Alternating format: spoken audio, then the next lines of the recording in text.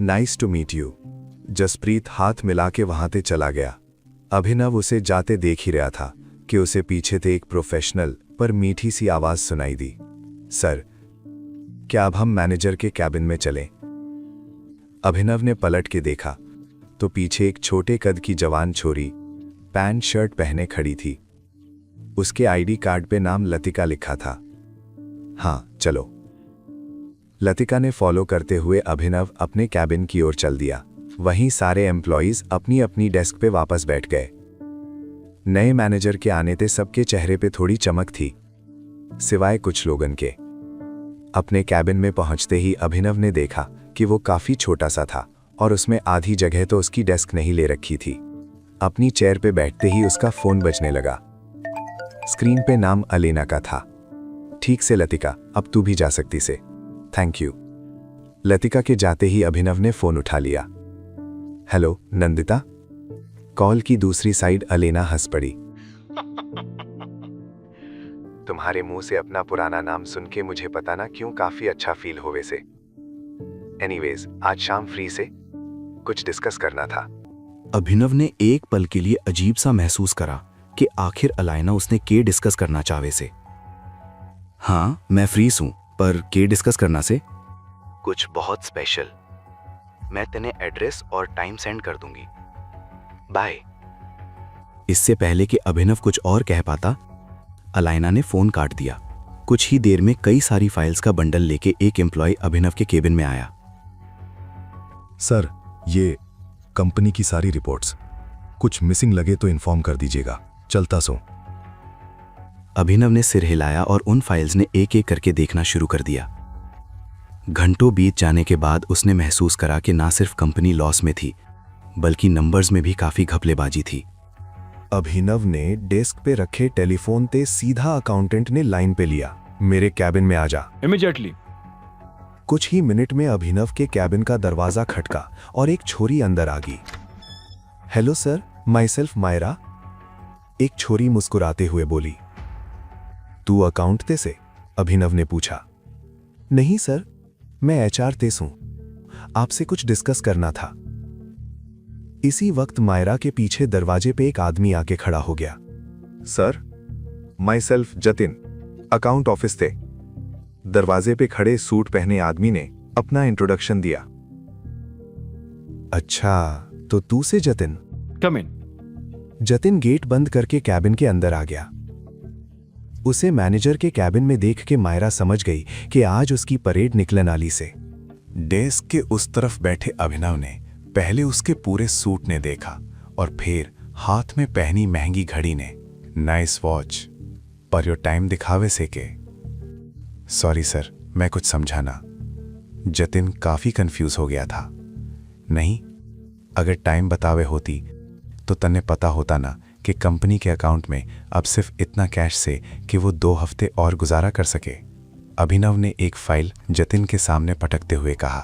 Manager, वो manage हो जाएगा। जतिन की धड़कन तेज हो गई थी। उसने देखा कि अभिनव के पास वो फाइल्स भी पहुंच गई थी जो ना पहुंचनी चाहिए थी। अच्छा, कैसे होगा मैनेज? 5 करोड़ का माल बिका से, जिसमें ते सिर्फ 1 करोड़ ही आया से। बाकी के 4 करोड़ तू अपनी जेब ते देगा के। अभिनव अपनी चेयर ते खड़ा हो गया। मैरा भी उसकी ऊंची आवाज सुन के 2 कदम पीछे होगी। सर प्लीज गलत मत समझो। जतिन उसे समझाने लगा, पर अभिनव ने उसकी एक ना सुनी। Shut up, you are fired Jatin. Sir please please fire मत करो प्लीज। जतिन हाथ जोड़ के गिड़गिड़ाने लगा, पर अभिनव ने उस पर जरा सा भी रहम ना खाया। गेट आउट राइट नाउ, नहीं तो मैं गार्ड्स ने बुला लूंगा। अभिनव की फटकार सुनते ही सिसकते हुए जतिन ऑफिस से बाहर जाने लगा। पर फिर उसने महसूस करा कि इतने बड़े बिजनेस एम्पायर ने चढ़ावन के लिए टाइगर जैसा गरजना पड़ता से। कुछ सेकंड सोचन के बाद अभिनव की नजर मायरा पे पड़ी, जो एक कोने में सिमटी खड़ी थी। मायरा, राइट। मन ने एक सेक्रेटरी की जरूरत से, और अब साथ ही अकाउंटेंट की पोजीशन भी खाली से। दोनों के लिए ओपनिंग डाल दे और इंटरव्यू प्रोसेस भी स्टार्ट कर दे। ओके? श्योर सर, मायरा ने तुरंत अलर्ट होकर जवाब दिया। वैसे तन्ने भी कुछ डिस्कस करना था ना? अभिनव ने पूछा। Yes sir, actually sales team की कंप्लेंट से एक बड़ा क्लाइंट मिला से, पर उसे जितनी सप्लाई चाहिए उतने हमारे पास सीसीटीवी कैमरा ना से। मायरा ने धीरे से कहा। व्हाट डू यू मीन नहीं है? तो मैन्युफैक्चर करो ना। अभिनव ने नोटिस करा कि मायरा के होठों पे एक और प्रॉब्लम रेडी थी। सर, फंड्स ना से ना, हमें तुरंत लोन के लिए अप्लाई करना चाहिए, क्योंकि अगर ये क्लाइंट भी हाथ से गया तो कंपनी भी जाएगी। मायरा के मन में जो सच दबा था वो उसने हिचकिचाते हुए कह दिया। रिपोर्ट्स ने देखने के बाद अभिनव ने भी कंपनी की बुरी हालत समझ ली थी, पर लोन का नाम सुनते ही उसे थोड़ा अजीब लगा। लोन के लिए क्यों अप्लाई करना से, मैं हैंडल कर लूंगा। अभिनव की यो बात सुनते ही मायरा का चेहरा पीला पड़ गया। उसे यो बात हजम न हुई कि यो नया मैनेजर इतने सारे पैसे कहां ते ले आएगा। दूसरी ओर अभिनव ने भी एहसास हो गया कि वो फ्लो में कुछ ज्यादा ही बोल गया था। तुम मने कल तक जितना भी अमाउंट चाहिए उसका एक एस्टिमेट बना के दे दियो, उसके बाद देखेंगे। अगर लोन के बिना कुछ हेल्प मिल पाए तो बेहतर होगा। अभिनव ने तुरंत अपनी गलती सुधार ली और वो अब ऑफिस से निकलना लग गया। मैरा उसे जाते हुए देख रही थी। उसे अपना यो नया मैनेजर कुछ ज्यादा ही अजीब लग रहा था। अपनी गाड़ी लेके अभिनव अब सीधा उस लोकेशन पे पहुंच गया जहां अलाइना ने उसे बुलाया था। वो एक्चुअली एक सिनेमा हॉल था। सिनेमा हॉल की पार्किंग में पहुंच के जैसे ही अभिनव ने अपना गेट खोला तो कुछ ही दूरी पे उसे वैभवी भी गाड़ी से उतरते हुए नजर आई। उन दोनों की नजरें उसी पल एक दूसरे से टकरा गई थी। वैभवी, जो पहले अभिनव ने देख के हैरान थी, अब उसकी खतरा गाड़ी देख के हंसन लग गई थी। अभिनव ने पता था वो क्यों हंस रही थी, इसलिए वो उसे इग्नोर करते हुए सिनेमा हॉल के एंट्रेंस के पास पहुंच गया था। उसे महसूस हो गया था कि वैभवी उसके पीछे पीछे आ रही थी और वो अकेली भी ना थी। के बाद से लोग आजकल सिनेमा हॉल में भी बाहर से खाना ऑर्डर करने लग गए से, देवेन ने अभिनव की ओर देख के हंसते हुए कहा। अभिनव उसका ताना समझ गया था, पर वो ना पलटा और सीधा अंदर जाने लग गया था। वैभवी और देवेन भी उसके पीछे पीछे आने लग गए थे। सिक्योरिटी सबकी टिकट चेक कर रही थी और अभिनव के पास वो ना थी, इसलिए वो साइड में जाके अलाइना ने फोन लगाने लग गया था। देवन ने उसे कोने में खड़ा नोटिस करा और फिर तंज कसा। टिकट काउंटर तो पीछे रह गया दोस्त।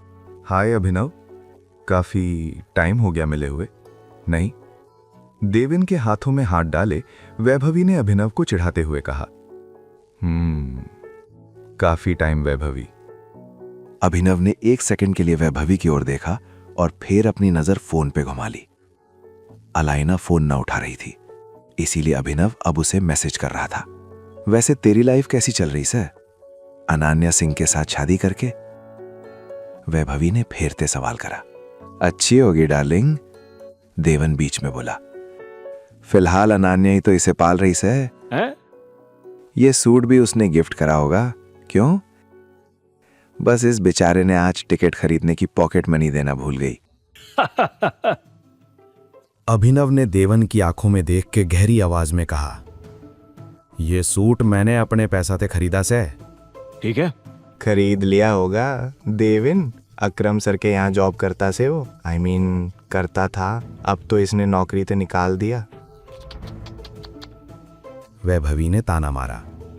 अभिनव यो सुन के एक पल के लिए हैरान हो गया।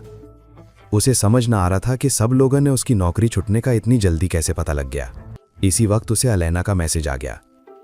ट्रैफिक में फंसे होने की वजह से उसे अभियान में थोड़ा टाइम लगने वाला था। चल डार्लिंग, हमारे शो का टाइम हो गया से, देवन ने घड़ी देखते हुए कहा। हाँ, पर हमारी टिकट? वैभवी ने पूछा। उसकी जरूरत ना से, पूरा हॉल बुक कर लिया मैंने। हम दोनों के अलावा कोई ना होगा शो में। देवन ने मुस्कुराते हुए वैभवी की ओर देख के कहा। फिर अपनी नजर उठा के अभिनव ने देखते हुए बोला, अभिनव, इस शो की तो फुल बुकिंग मैंने कर ली से, तो बेहतर होगा कि तू घर चला जा। पूछा किसी ने? हाँ, एक बात याद रख देवन, आज जो लड़की मेरे साथ जो कर रही है ना, कल तेरे साथ भी करेगी। इस पे पैसा बर्बाद करना बंद कर दे, अभिनव ने देवन पे चढ़ते हुए कहा। देवन यो सुन के गुस्से में आ गया। वो आस्तीन चढ़ा के अभिनव की कॉलर पकड़ने वाला था कि अचानक सूट पहने हुआ एक आदमी उनके पास आ गया। एक्सक्यूज मी, अगर आप लोगों ने लड़ाई करनी से तो प्लीज बाहर जाके करो, सिनेमा हॉल का माहौल खराब मत करो, उस आदमी ने धीरे से कहा। तू कौन से? देवन ने उसकी ओर देख के पूछा। मैं सिनेमा हॉल का मालिक लोकेश खन्ना सू। उस आदमी ने हल्की सी मुस्कान के साथ अपना इंट्रोडक्शन दिया। देवन ने तुरंत अपनी नजर अभिनव की ओर घुमा दी और सारा इल्जाम उस पर डाल दिया। यो लड़का मन ने परेशान कर रहा से, इसके पास टिकट भी ना से। अभिनव देवन की ओर घूरने लग गया। उसे परेशान करना तो उन दोनों ने शुरू करा था, पर अब बात उल्टा घुमा दी गई थी। सर, टिकट ना से तो प्लीज बाहर जाइए, लोकेश ने कड़ी आवाज में अभिनव से कहा, जिससे अभिनव का खून खौल उठा। सब तक पहली बात तो यो है कि मैं इन्हें परेशान ना कर रहा सू, ये मन ने परेशान कर रहे थे। दूसरी बात, मैं बिना टिकट घुसना रहा सू, किसी का वेट कर रहा सू, अभिनव ने देवन की तरफ घूरते हुए कहा। इससे पहले कि लोकेश कुछ बोल पाता, वैभवी बीच में ही बोल पड़ी। तो वो बाहर जाके भी हो सकता से ना, मिस्टर अभिनव करवाल? एग्जैक्टली, यहाँ अंदर तो ऐसे खड़ा से जैसे इसका बाप का सिनेमा हॉल हो, ऊपर ते बदतमीजी अलग कर रहा से। देवन ने वैभवी की बात में बात मिलाई। अभिनव ने गुस्से में देवन की कॉलर पकड़ ली। देवन भी गुस्से में आके उसका गला पकड़ने ही वाला था कि अचानक लोकेश ने उसे पीछे धक्का देके अलग कर दिया। सर, ये क्या कर रहे हो आप? देवन ने अपने आप ने संभालते हुए कहा, मेरे सिनेमा हॉल के आगे लड़ाई ना। देवन को इतना कह के लोकेश अभिनव की तरफ मुड़ गया। आपे अभिनव घरवाल? जी, अभिनव ने कॉन्फिडेंट होके कहा।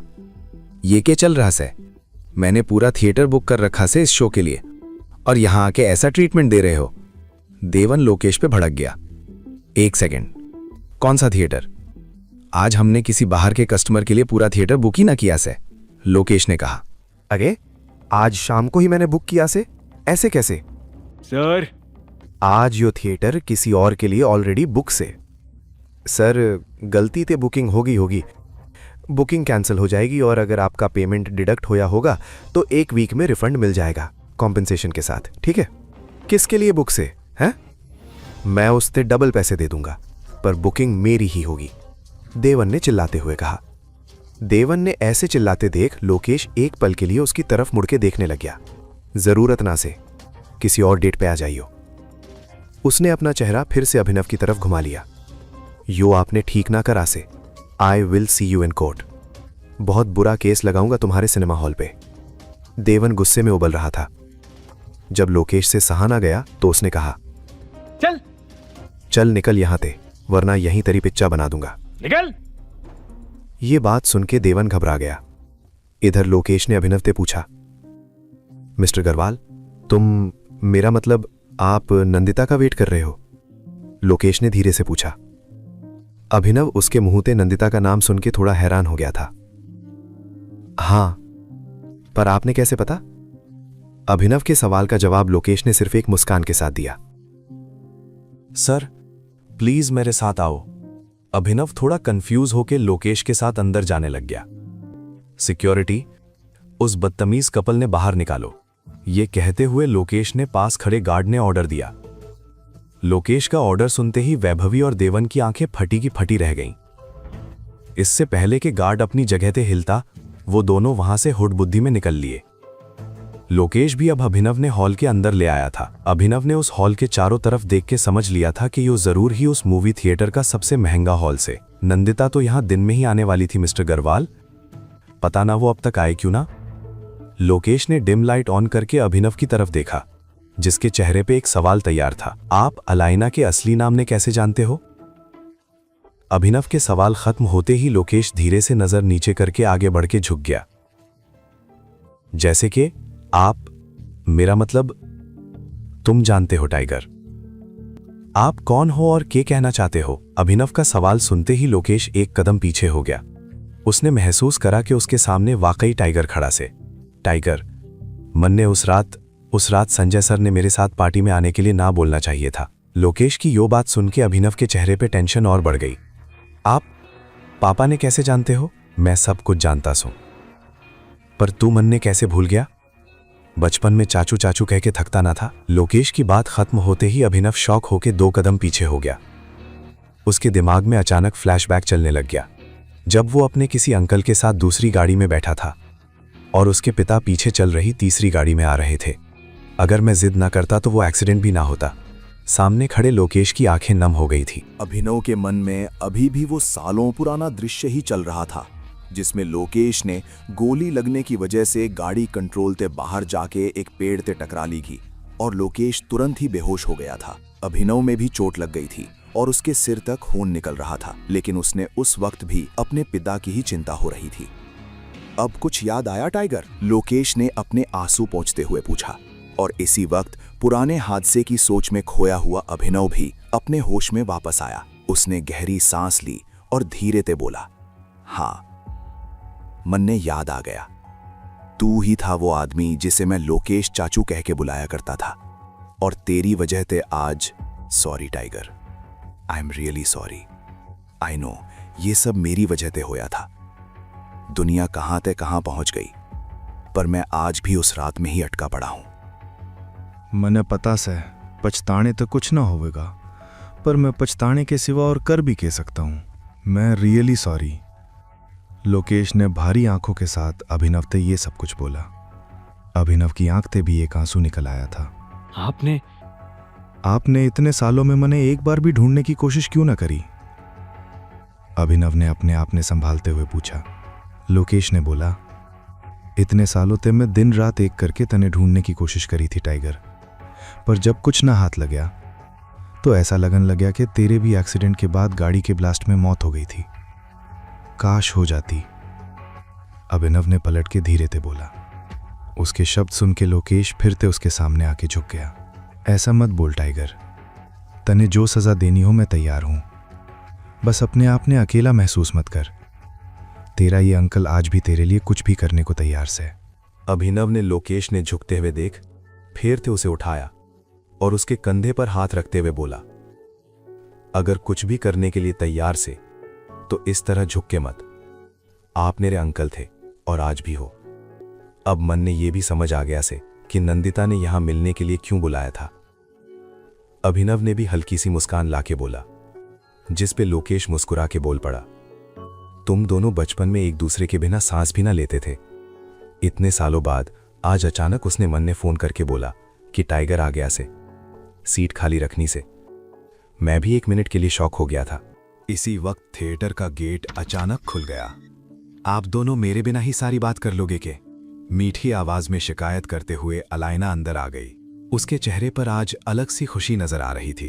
वक्त आने पर यह भी बता दूंगा दोनों ने, पर अब तू बता कि स्पेशल न्यूज देने के लिए यहां बुलाया से? अभिनव ने अलाइना की स्माइल नोटिस करते हुए पूछा। वेल, सबसे पहले तो मैं अंकल से तेरा रियूनियन करवाना चाहती थी, पर तुम दोनों की बात सुन के लगता है से वो ऑलरेडी हो चुका से, तो अब सीधा दूसरी बात पे आती हूं। मॉन्टी कल सुबह वापस आ रहा से, अलाइना ने अभिनव और लोकेश के पास आके बोला। ये खबर सुनते ही अभिनव के हाव भाव बदल गए। कल ही आ रहा है? वो तो 1-2 महीने बाद आने वाला था ना, अभिनव ने भौहें उठा के बोला। वो तो मन ने भी ना पता, पर तू अचानक इतना टेंस क्यों हो गया? तन्ने तो खुश होना चाहिए, उसके कल वापस आने थे, तन्ने भी कल ही सारी कंपनीज पे अपना हक मिल जाएगा, है ना? अलाइना ने नोटिस कर लिया था कि ये खबर सुन के अभिनव खुश ना होया था, जिससे वो थोड़ी कंफ्यूज भी हो गई थी। अलाइना, तने पता ना कंपनी में गद्दार से, उसे पकड़ने के लिए मने अभी भी नॉर्मल ही रहना पड़ेगा, अभिनव ने खुश ना होने की सफाई देते हुए बोला। हालांकि मॉन्टी के रिटर्न पे वो खुश क्यों ना था, इसके पीछे वजह कुछ और थी। अभिनव ने डर था कि कहीं मॉन्टी ने इस बात की खबर तो ना लगा ली हो कि टाइगर वापस आ गया है से, नहीं तो वो इस तरह अचानक क्यों आता। मने तो ये समझ ना आ रहा कि मॉन्टी एकदम थे कैसे वापस आ रहा से, अलाइना ने अपना सिर हिला के सोचते हुए बोला। इसमें समझने जैसा केस है, तू जाने से कितना मूडी इंसान से, जब चाहे जहां चाहे चल पड़ता से। अभिनव ने अलाइना के दिमाग में आ रहे डाउट ने पहले ही क्लियर कर दिया, ताकि उसे बाद में कोई शंका ना रहे। तो फिर अब क्या करना से? मॉन्टी के आने के बाद तू कंपनी के उस गद्दार ने कैसे पकड़ेगा? अलाइना ने अभिनव से आई कांटेक्ट करते हुए पूछा। अलेना ने मॉन्टी के आने की खबर दे दी थी, लेकिन अभिनव ना चाहता था कि वो अभी ही उसके सामने आ जाए। मॉन्टी भले ही आ रहा हो, पर तू मत बताना उसे कि मैं भी वापस आ गया सूं। अभिनव की बात सुनते ही अलेना और लोकेश दोनों शॉक्ड रह गए। तू यो के बोल रहा है? वापस आने के बाद भी तन्ने कंपनी पे कंट्रोल ना चाहिए कि अभी भी मोंटी उसे संभाले? अलेना ने हैरानी से पूछा। हाँ, और वैसे भी टाइगर, मोंटी की लीडरशिप में हमारी ग्रुप की सारी कंपनीज बहुत बुरी हालत में हैं। लोकेश ने भी अलेना की बात में सपोर्ट करते हुए कहा। अभिनव लोकेश की बात सुन के उसकी तरफ देखने लग गया। वो कुछ बोल न रहा था, पर यो बात जरूर समझ गया था कि मोंटी ने बिजनेस चलाना ना आता। उसकी नई कंपनी इमेजिंग सिक्योरिटीज की दगमगाती हालत भी इस बात का सबूत थी। अभिनव, कुछ तो बोल। अभिनव ने चुप खड़ा देख अलाइना बेचैन हो रही थी। इधर अभिनव अपनी कही बात पे फिर से सोचने लग गया था। एक तरफ उसे अंडरकवर रह के अपने दुश्मनों से निपटना था, तो दूसरी तरफ उसे अपने ग्रुप की सारी कंपनीज के लॉस ने भी रोकना था। उसके लिए डिसाइड करना काफी मुश्किल हो गया था। लेकिन इसी बीच अभिनव ने यो भी महसूस करा कि फिलहाल उसे अपने दिमाग ने शांत करने की जरूरत से। अपने पुराने अंकल से मिलना, एक्सीडेंट के बारे में सुनना, मोंटी का वापस आ जाना, इन सब बातों ने अभिनव के दिमाग ने जाम कर दिया था। उसे ठंडे दिमाग से सोचना था कि अब आगे क्या हो सकता से। टाइगर, अभिनव। अलाइना और लोकेश की एक और आवाज पे ही अभिनव ने उनकी तरफ देख के अपना मुंह खोला। हाँ, एक काम करो, जब वो आ जाए तो मन ने इन्फॉर्म कर दियो, तब देखते से। तेरा एटीट्यूड कब से ऐसा हो गया? तू तो हर एक कदम प्लानिंग करके चलता था ना? अलाइना ने पूछा। अभिनव ने गहरी सांस ली और धीरे से बोला, listen Alaina, I need to rest and think about it. Alena फिर से कुछ कहना चाहती थी, पर अब उसे समझ आ गया था कि अभिनव ने एक ब्रेक की जरूरत से। लोकेश ने भी ये बात समझ के बीच में कुछ ना बोला। वो तीनों अब एक साथ बिना कुछ कहे नजर नीचे करके खड़े थे। कुछ सेकंड बाद अभिनव ने उस चुप्पी को तोड़ दी। मैं अब निकलता सो, बाद में मिलते से, बाय। लोकेश और अलेना ने धीरे से सिर हिला दिया और अभिनव वहां से निकल गया। वो मूवी थिएटर से बाहर आ गया। उसका दिल भी भारी था और दिमाग पे भी प्रेशर था। ऐसी हालत में वो घर जाके अनन्या के परिवार की गालियां सुनने के मूड में ना था, इसलिए गाड़ी उठा के वो गुड़गांव की सड़कों पे घूमने लग गया। शाम तय रात हो चुकी थी और रात भी जल्दी आधी रात में बदलने वाली थी। गाड़ी में बैठा अभिनव यूं ही सोच रहा था कि वो मोंटी तक कैसे निपटे और उसकी सेक्रेटरी रानी ने कैसे पकड़े। फिर अचानक सड़क पे चलते हुए उसे एक छोटे से बस स्टॉप के पास दो लोग आपस में झगड़ा करते हुए दिखे। अभिनव थोड़ा आगे गया तो उसने देखा कि उनमें से एक लड़का था और एक लड़की। बहुत हो गया, आज तेरा जितना भी एटीट्यूड है सब निकाल दूंगा, लड़के ने लड़की ने पीछे धकेलते हुए चिल्लाया। शाम, अपनी हद में रह और मन ने तमीज से बात कर, और अगर तन्ने ना पता कि लड़कियों से कैसे बात करी जासे तो जाके अपनी मां ने बोल के वो तन्ने तमीज सिखा दे। लड़की भी उस लड़के से दूर होते हुए उस पर चिल्ला रही थी। वो एरिया थोड़ा सुनसान था, इसलिए दोनों की आवाज किसी ने सुनाई ना दे रही थी। मां ने क्यों बीच में लाई? ये कह के लड़का गुस्से में आके उस लड़की का गला पकड़ लिया। ये देखते ही अभिनव तुरंत अपनी गाड़ी से उतर के उन दोनों की तरफ भाग गया। छोड़ उसने। लड़के ने जैसे ही मुड़ के देखा तो अभिनव ने देख के हैरान हो गया। उस लड़की की भी जब सांस में सांस आई तो अभिनव ने देख के हैरान हो गई। अभिनव, तू? लड़की ने पूछा। चाहत, यो सब के हो रहा से? अभिनव ने उसकी तरफ घूरते हुए कहा।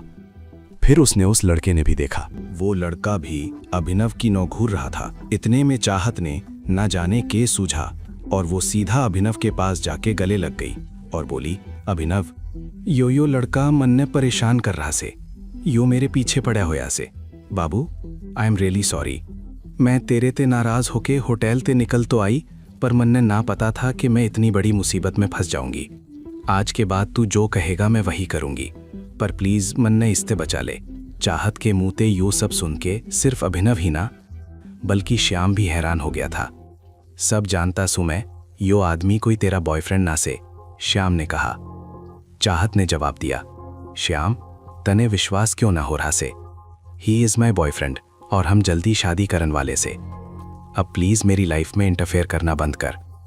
माना कि पहले टुगेदर थे, पर अब हमारे रास्ते अलग हो लिए से। मैं अभिनव के साथ बहुत आगे निकल आई हूं।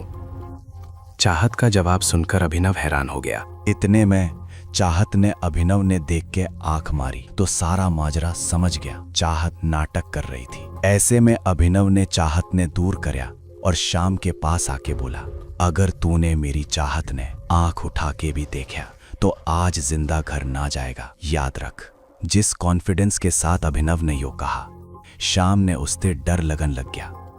हालांकि वो अभी भी कन्विंस ना होया था कि अभिनव चाहत का बॉयफ्रेंड से, जिस बात पे उसने हंसी भी आ रही थी, वो बस चाहत से दूर होना चाहता था। पर उस छोरी के प्यार के आगे उस टाइगर की ताकत भी कमजोर पड़ रही थी। शाम ते यो नजारा देखा ना जा रहा था। वो गुस्से में अभिनव के पास आया और उसने मारने की कोशिश करने लग गया। इससे पहले कि वो अभिनव पे हाथ उठाता, अभिनव ने उसका हाथ पकड़ लिया और जोर से मोड़ दिया। शाम ने एहसास हो गया था कि अभिनव ते पंगा लेन में उसकी जान जा सकती से। ऐसे में शाम गुस्से में जमीन पे थूक के अपनी गाड़ी की तरफ जान लग गया। इसी वक्त अभिनव ने भी चाहत ने दूर करया और शाम ने जाते देख के उस पे चिल्ला पड़ा, आज के बाद देख मत जाइयो, समझा ना। एक्सेलरेटर ने जोर से दबा के शाम वहां ते गायब हो गया। उसकी गाड़ी के वहां ते जाते ही उस सुनसान जगह पे सन्नाटा फिरते छा गया और इसी सन्नाटे के बीच दो लोग शर्म के मारे कुछ बोल भी ना पा रहे थे। कुछ सेकंड्स तक अपनी जगह पे खड़े रह के और इधर उधर देख के उसने बात पलटने की कोशिश करी। तन्ने, उसने तेरे पे हाथ तो ना उठाया ना? नहीं, तू सही टाइम पे पहुंच गया था। चाहत ने एक सेकंड के लिए अभिनव की तरफ देख के फिर से अपनी नजरें झुका ली। वो अभिनव ने थैंक यू बोलना चाहती थी पर उसे काफी शर्म आ रही थी। तन्ने घर छोड़ दूं? अभिनव ने धीरे से पूछा, जिसका जवाब चाहत ने हाँ में सिर हिला के दिया। वो अपनी गाड़ी की तरफ जान के लिए पलटा ही था कि तभी चाहत एक गहरी सांस लेके बोल पड़ी, थैंक यू अभिनव। उसका थैंक यू सुनकर अभिनव एक पल के लिए अपनी जगह पे ही थम गया। वो पलट के वेलकम बोलना चाहता था पर उसमें उससे नजरें मिलाने की हिम्मत ना थी। फिर गाड़ी की तरफ वापस बढ़ते हुए वो धीरे से बोलन लग गया, तन्ने यो जो भी करया ठीक ना करया। अभिनव की बात सुनते ही उसके पीछे पीछे आ रही चाहत हिचकिचाते हुए सफाई देने लगी। जो भी होया उसके लिए सॉरी। मैं बस उस शाम ने किसी भी तरीके से यहाँ से भगाना चाहती थी। चाहत की झुकी नजर देख के अभिनव के मन में अभी भी डाउट था। चाहत, सच सच बताना, उसने तेरे साथ कोई जबरदस्ती या चोट को ना पहुंचाई ना? देख, अभी भी टाइम से हम उसका पीछा करके उसने पुलिस के हवाले कर सकते से। अभिनव की उसके प्रति केयर देख के चाहत ने मन ही मन अच्छा लगा। उसने छोटी सी स्माइल के साथ नजरें ऊपर करके जवाब दिया, ना अभिनव, मैंने कहा ना, तू टाइम पे पहुंच गया था। Again thank you so much. उसका कंफर्मेशन सुन के अभिनव भी एक फीकी सी स्माइल देके गाड़ी में बैठ गया। दूसरी तरफ एक कमरे में लाइट बंद करके और बड़ी स्क्रीन लगा के एक आदमी वीडियो गेम खेल रहा था। अचानक उसके कमरे का गेट खुला और अंदर आए शख्स ने उसका कंट्रोलर छीन लिया और जमीन पे पटक के उसके टुकड़े टुकड़े कर दिए। डैड, क्या प्रॉब्लम से तने? तू है? यहां जानवरों की तरह पड़ा से और एक तरफ तेरी ही उम्र का वो टाइगर से जो तेरे जैसे जानवरों पे राज करने को तैयार से। उस आदमी ने लड़के का टी शर्ट पकड़ते हुए कहा, टाइगर? हाँ, टाइगर लौट आया से और इस बार यो मजाक ना से। टाइगर के लौट आने की बात सुनते ही उस लड़के के पैरन तले जमीन खिसक गई। वहीं उसका बाप दिग्पाल सिंह रावत अपने बेटे की तरफ देख के उस पे सारी उम्मीदें छोड़ता जा रहा था। दिग्पाल सिंह रावत ने फटकारते हुए अपने बेटे ने यो बता दिया था कि उनका कॉम्पिटिटर टाइगर वापस आ गया से। यो सुन के उसके बेटे की धड़कनें तेज हो गई थी। पर डैड, टाइगर अचानक ते कैसे और कहां ते आ गया? इतने सालन तक कहां था? अपने बेटे का सवाल सुनते ही दिग्पाल ने जेब से फोन निकाल लिया। जहां भी था, पर इतना जरूर से कि तेरी तरह इन फालतू चीजन में अपना टाइम बर्बाद ना कर रहा था। यो फोटो देख। दिग्पाल ने अपने फोन में उसे वो फोटो दिखाई जो ईशांत लेके आया था। उस फोटो ने देखते ही उसके बेटे ने भी अंदाजा लगा लिया था कि टाइगर उनके लिए कितना बड़ा खतरा से। अब वो नर्वस होके अपने बेड पे सीधा बैठ गया और कुछ सोचने लग गया। उसके पास में दिग्पाल भी आके बैठ गया और उसने उसके कंधे पे हाथ रखते हुए कहा, देख बेटा, तूने वीडियो गेम खेल खेल के बहुत मौज ले ली से, और अब सीरियस हो जा, क्योंकि अब असली गेम शुरू हो गया से। अपने पिता की बात सुन के उस लड़के ने धीरे से उनकी तरफ देखा और थोड़ा डरते हुए अपना सिर हिला दिया। उसे समझ आ गया था कि वो अब ऐसी जंग में से जिसके लिए उसने कभी तैयारी भी ना करी थी। दूसरी तरफ गाड़ी में चाहत के सवाल खत्म ही न हो रहे थे। तुम्हारे एब्स हैं कि अभिनव? अब ना एब्स, 6 पैक एब्स, जैसे फिल्मन में हीरो के होते हैं पर दिखते ना है। अभिनव को उसका ये सवाल थोड़ा अजीब लगा। चाहत भी जवाब सुन के हंस पड़ी और बोली, इसका मतलब ना है ना? अभिनव भी हंस के बोल पड़ा, तुम जैसा समझो। कुछ सेकंड की चुप के बाद चाहत ने अभिनव के सामने एक प्रपोजल रख दिया। कहो तो इस वीक ते दोनों जिम ज्वाइन कर लेते हैं। उसका ये प्रपोजल सुनते ही अभिनव ने उसकी तरफ हैरानी से देखा। वो मन ही मन सोच भी रहा था जिम ज्वाइन करने का, और अब चाहत ने उसके लिए बोल भी दिया था। हालांकि फिलहाल अभिनव के हाव भाव देख के चाहत ने सोचा कि उसने कुछ ज्यादा ही बोल दिया। अगर जिम का मूड ना हो तो एटलीस्ट साथ में डिनर तो कर ही सकते हैं। तुमने आज मेरी हेल्प करी है से, तो उसके बदले में एक ट्रीट। अभिनव ने उसकी तरफ स्माइल करते हुए देखा और धीरे से बोला, ट्रीट तो तुम मन ने दे चुकी हो। अभिनव की इस फ्लर्टिंग पे चाहत काफी शर्मा गई और सिर घुमा के खिड़की के बाहर देखने लगी। अभिनव ने भी अपनी नजर आगे कर ली और थोड़ा स्ट्रिक्ट होके बोला, आज जो भी होया यो बात यहीं खत्म होनी चाहिए। अगर गलती ते भी बाहर आ गई तो हम दोनों बुरे फंस जाएंगे। चाहत ने सिर हिला के हां कर दी। उसे भी पता था कि अगर किसी ने भी इस सब की भनक भी लग गई तो उन दोनों के साथ साथ अनन्या के लिए भी मुश्किलें खड़ी हो सकती हैं। वैसे तुम्हें लगे से श्याम अभी भी इस दिखावे ते मान गया होगा। I mean, कहाँ वो एक अमीरजादा और मैं एक फटीचर? अभिनव ने माहौल हल्का करने के लिए हंसी में पूछा। चाहत ने उसे ऊपर से नीचे तक देखा और स्माइल करते हुए बोली, फटीचर लोग भी आजकल लग्जरियस सूट पहनने लगे हैं। Just joking. वैसे भी कपड़ों से कुछ फर्क ना पड़ता, इंसान का बिहेवियर अच्छा होना चाहिए, और तुम्हारा बिहेवियर तो काफी बढ़िया से, शाम ते तो लाख गुना बेहतर। अभिनव ने चाहत की इस बात में कई मतलब देखे, इसलिए वो समझ ना पाया कि कैसे रिएक्ट करे। कुछ सेकंड चुप रहने के बाद उसने धीरे से जवाब दिया, काश अनन्या भी मेरे लिए ऐसा ही सोचने लगे, प्रॉब्लम्स वैसे ही कम हो जाएंगे। अभिनव की इस बात पे चाहत की फिर तेज हंसी छूट गई। अनन्या फिलहाल तो तुमसे नफरत करती से, पर आगे का पता ना। एक बात से वो शुरू ते काफी जिद्दी रही से, मैं उसे बचपन ते जानती हूं। एक बार अगर उसके दिल में किसी के लिए नफरत घुस जासे तो बस घुस जासे, और फिर तुमने उसके साथ जो किया। इससे पहले कि चाहत अपनी बात पूरी करती, अभिनव ने बीच में कहा, उस रात हम दोनों के बीच कुछ भी ना हुआ था। यो सुनते ही चाहत हैरानी ते अभिनव ने देखने लगी। पूरी कहानी सुनने खातर डाउनलोड करो पॉकेट FM ऐप इब्बे, लिंक नीचे डिस्क्रिप्शन में है।